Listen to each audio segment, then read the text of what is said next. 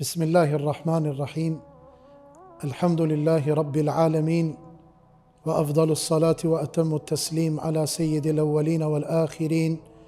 Muhammad ibn Abdillah al-mab'uth rahmatan lil alamin.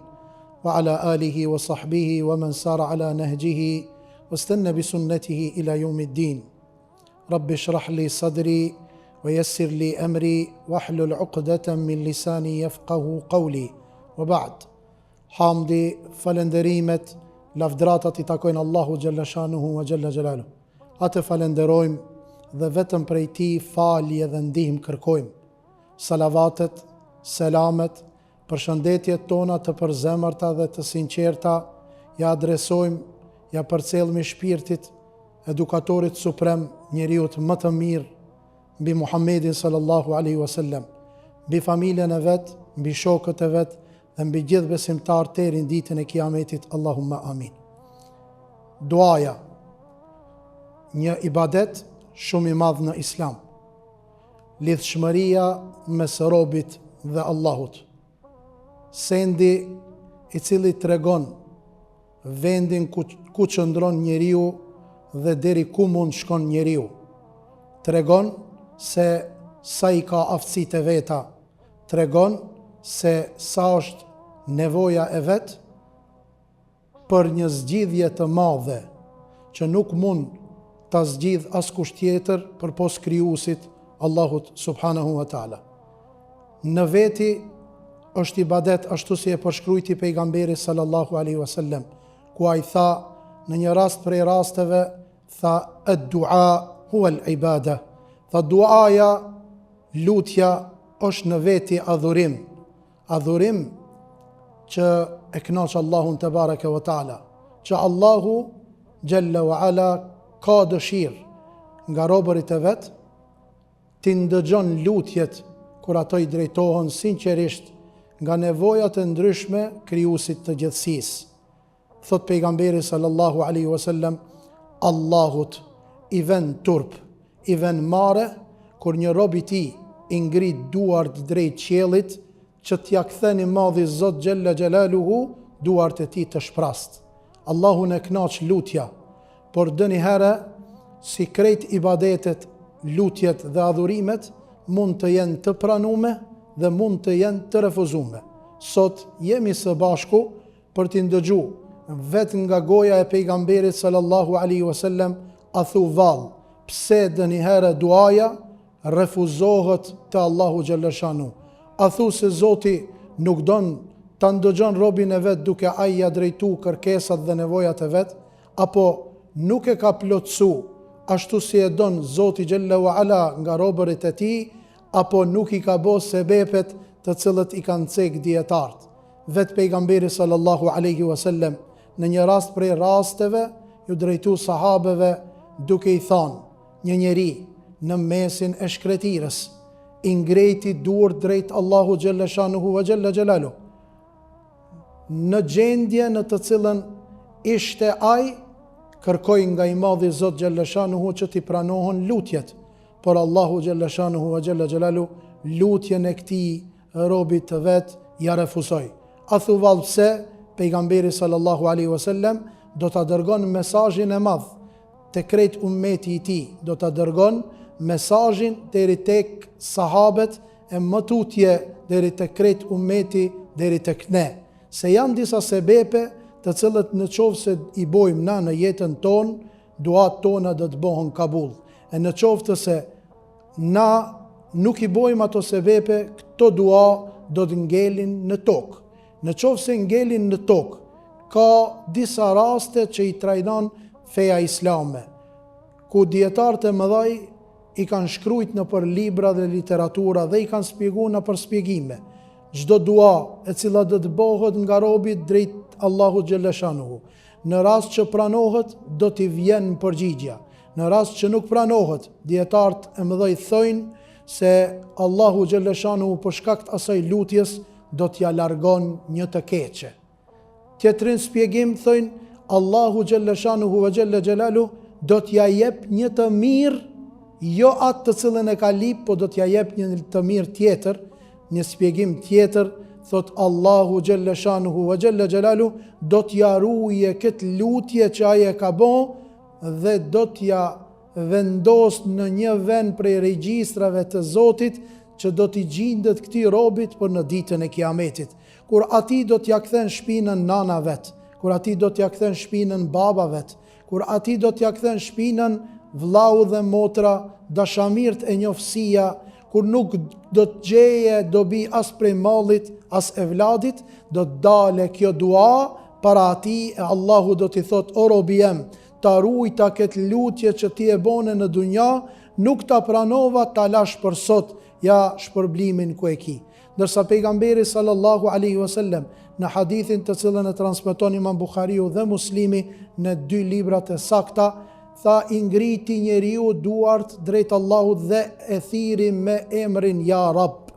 Emri Rab është emri nga 99 emrat e Allahut Gjelle Shanuhu wa Gjelle Gjelalu. Që neve na mëson kjo hadith se në qovë se dojmë që të jetë duaja jone e pranume, duhet t'i drejtohemi Allahut me emrat e tij të bukur dhe me cilësitë e tij të larta, që Allahut na i ban kabul lutjet. Ai e përdori këtë, ishte në rrugë, ashtu si e përshkrujti pejgamberi sallallahu alaihi wasallam, ishte në rrugë. Një prej sebepeve që pranohet lutja është kur njeriu është në rrugë. Në rrugë, pejgamberi sallallahu alaihi wasallam tha, duaja e udhëtarit nuk refuzohet, pranohet. Ky njeri ishte në rrugë, e ngriti duart, tha pejgamberi sallallahu alaihi wasallam. Kjo është sebepi tjetër që duhet ta bojmë dhe ta zbatojmë na kur bëjmë lutje dhe dua, ti ngrejmë dur drejt qiellit, ti drejtohemi Allahu Gjelle Shanu duke e tregu se na jemi asgjë dhe krejt gjërat janë në duarte të madhit Zot Allahu Gjelle Shanu wa Gjelle Gjelalu. Por është një defekt, ishte një problem tek ky njeri i cili e ceki pejgamberi sallallahu alaihi wasallam atë në këtë hadith duke thonë wa mat'amuhu haram. Tha ky njeri e kishte ushqimin haram. Kjo është sebepi, një prej sebepeve më të mëdha që njerëzve sot ju refuzohet lutja. Njerëzit sot janë neglizhent ndaj asaj që e fusin në stomakun e tyre. Nga ajo që e fitojnë deri te ajo se si ato e konsumojnë, kjo është një prej sebepeve që njerëzit sot e kanë anashkalu edhe hiç nuk e bojnë mall se si e fitojnë parën, se si e fitojnë pasurinë, se si ato vinë deri tek ai ushqim, nuk e këshirin as pak as që interesohen. Qëllimi kryesor nga ajo që njerëzit sot janë është ta mushin barkun e vet, ta mushin stomakun e vet, ndërsa njeriu ka ardhur te pejgamberi sallallahu alaihi wasallam dhe i ka thonë ja Rasulallah, më udhëzo për një punë që unë do ta bëj dhe do të më jetë lutja jeme e pranuar te Zoti, do të vjen përgjigjja nga Allahu Gjelle Gjelalu. Pejgamberi sallallahu alaihi wasallam tha, atim mat'amak tustajab da'watuk, tha pastroje ushqimin tan, do të përgjigjet Zoti lutjeve tua. Që do me thonë njeriu duhet me konë shumë i kujdesshëm nga ajo që e fut në barkun e vet. Tregon një dietar i madh një rast shumë interesant që ka ndodhur në kohën e Ebu Bekrit radhiyallahu ta'ala anhu. Ebu Bekr as-Siddiku del në rukëtim bashkë me shokën e vet Omerin radhiyallahu ta'ala anhu. Dhe pasi që udhtojnë dhe harxojnë atë që të cilën e kanë pas gjatë udhtimit për ta konsumuar për ushqim, jesin në një periudhë të kohës pa ushqim. Dhe Ebu Bekri e pyet Omerin radhiyallahu ta'ala anhu dhe i thot Omer, a ka mbet diçka nga ajo që e kemi marrë me veti për ta konsumuar, për ta hangër? Thot, ja Emirul Mu'minin, o prijesi muslimanëve, nuk ka met, u harxhu gjithë çka patëm me veti.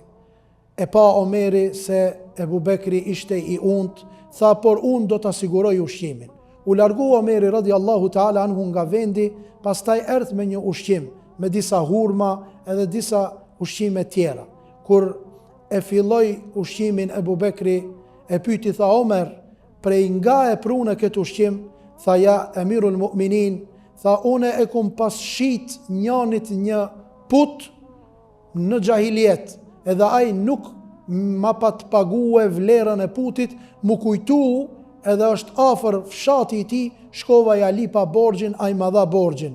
I futi Ebu Bekri gishtat në gojën e vet dhe e nxeri atë të cilën e hangër.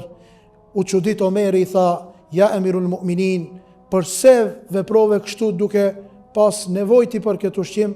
Tha: "E kam dëgju pejgamberin sallallahu alaihi wasallam, ai i cili fut në barkun e tij një kafshat haram, 40 ditë duaja e tij nuk do të jetë e pranume te Allahu xhalla shanuhu ve xhalla xhelalu."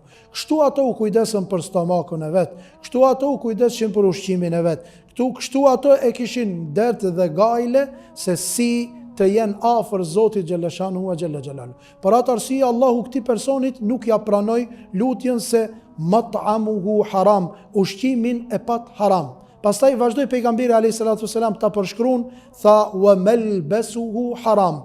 Tha edhe teshën, veshmbathjen, tha e kishte haram. Njerëzit sot nuk kujdesen se si veshën. Njerëzit sot nuk kujdesen se çka veshin. A është nga ajo që e ka leju Zoti xhaleshanu, a është nga ajo që i përmbush kushtet që i lip Zoti Dhul Xhelal, apo është nga ndalesat të cilët ka ardhur ndalesë për ta, nuk e kanë dert, pastaj ajo nuk pranohet te Zoti lutja e tij. Tha pejgamberi sallallahu alaihi wasallam: "Malbasuhu haram, mat'amuhu haram, fa ayna yustajabu lahu." Tha e si do t'i pranohet lutja e këtij? Çish do t'i pranohet lutja e këtij personit i cili ka hangër haram dhe është vesh haram? Këto janë shkaqet të cilët Allahu xhaleshanu për këtë shkaqe ja refuzon lutjen dhe duan e atij që i ngrit durt. Po themi prap e përsërismi se edhe pse e ka refuzu Allahun këtë dunja, Allahu nuk e le prap shprast lutjet dhe durt e këtij i cili i ka ngrit durt. Ose ja largon një të keqe, ose ja zavenson me një të mirë, ose ja le për ditën e kiametit ku do ta kënaqë shpirtin dhe zemrën e tij. Lutim Allahun e Madh, Zotin e Arshit të Madh, që Allahu lutjet tonat na i boje kabul. Wassalamu alaikum wa rahmatullahi wa barakatuh.